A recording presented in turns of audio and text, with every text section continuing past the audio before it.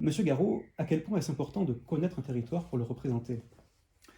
Si vous voulez, d'abord, il faut l'aimer, quoi. Je crois très simplement. Et c'est vrai que pour moi, c'est un retour aux sources ici, puisque, comme vous l'avez indiqué, j'ai été juge d'instruction aussi à Toulouse, hein, une partie de ma carrière professionnelle de magistrat, et je suis originaire du Midi, plutôt de Midi-Pyrénées, puisque je suis donc de Martres-Tolosane, à Caser-sur-Garonne, de l'Ariège aussi, petit village qui est du côté de Brassac, la famille Géraud. Donc, si vous voulez, voilà, moi je suis ici, je me sens ici chez moi. Et en venant ici, d'ailleurs, je suis passé entre la Haute-Garonne et l'Ariège par des paysages magnifiques. Et c'est vrai que c'est authentique. Ça, je dirais que ça me ressemble un peu, si je puis dire. Et là, on continue sur la lancée avec des spahis. Là, ce sont des tabords marocains. Voilà, encadrés avec des officiers au képi bleu. Des objets qui rappellent la guerre d'Indochine, voilà, qui est très peu connue. Hein, mais on a quand même dans les un peu plus grands. Je ne sais plus combien, c'est dans les 300 rivoires qui sont morts quand même en Indochine. Pas d'analogie.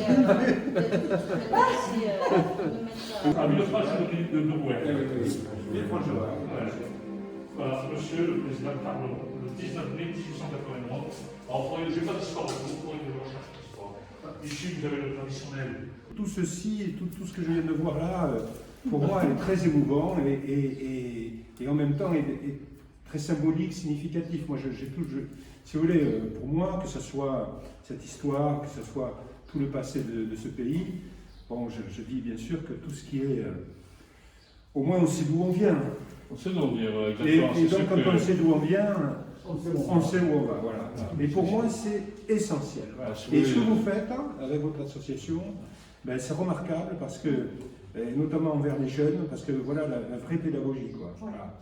Alors il y a une grande diversité dans ces territoires, puisqu'on sait que avec la fusion qu'il y a eu, donc cette fusion entre l'ancien Languedoc-Roussillon et Midi-Pyrénées, on a évidemment deux régions qui ne sont pas du tout les mêmes. Cette fusion, qui d'ailleurs a été une fusion qui a été organisée d'un point de vue politique. Parce que pour dire les choses très simplement, si Languedoc-Roussillon était resté tel qu'il était et tel qu'il est, eh bien, nous serions déjà à la tête de Languedoc-Roussillon déjà depuis 2015, puisqu'il y a eu une poussée électorale très très forte. Et que nous avons en Languedoc-Roussillon, bien entendu, Beaucaire avec Julien Sanchez, nous avons Perpignan avec Louis Alliot, nous avons Béziers avec Robert Ménard. Mais ceci est en train d'évoluer, heureusement, vers Midi-Pyrénées. Je pense évidemment à Moissac avec Romain Lopez. Et puis, on voit bien avec ces élections qu'il y a un certain nombre de cantons qui sont à la fois soutenus par le Rassemblement national et les LR. Moi, je plaide pour cela, moi le magistrat depuis longtemps, pour faire en sorte qu'on fasse des alliances. Parce qu'on pense exactement la même chose. Mais il y a aussi de l'ouverture qui montre que le Rassemblement national s'ouvre aussi. J'en suis un exemple.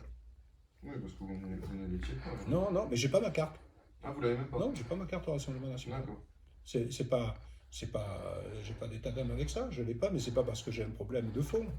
Mais c'est juste pour montrer que même quand on n'a pas sa carte au Rassemblement national, on peut avoir des responsabilités et être soutenu par le Rassemblement national, vous voyez.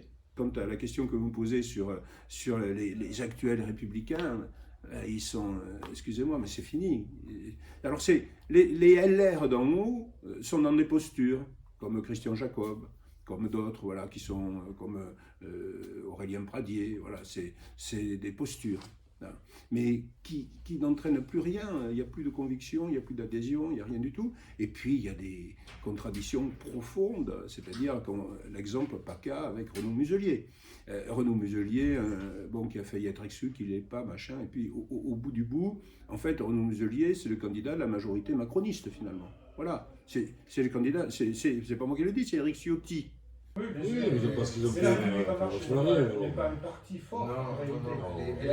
Il n'a pas de structure. Quand je me suis lancé en politique en 2002, je suis allé au bout de ce qu'il fallait faire. Voilà. Donc c'était des sujets difficiles, c'était des sujets durs. Quand j'étais le rapporteur de la loi sur l'interdiction du voile intégral, ben, je me suis exposé naturellement. Et j'ai dit qu'il n'était pas question de communautarisme en France et je suis passé aux actes. J'ai fait, si vous voulez, j'ai pris ses responsabilités. Bon.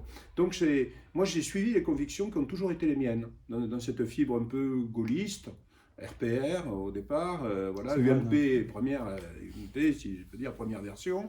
Et puis donc j'ai suivi cette ligne qui m'amène naturellement là où je suis aujourd'hui. Je n'ai pas retourné ma veste, je n'ai pas changé de conviction. Je suis naturellement là où je suis aujourd'hui. Cette évolution, si vous voulez, cette ligne de conduite s'est conjuguée avec une évolution du Rassemblement national par ailleurs.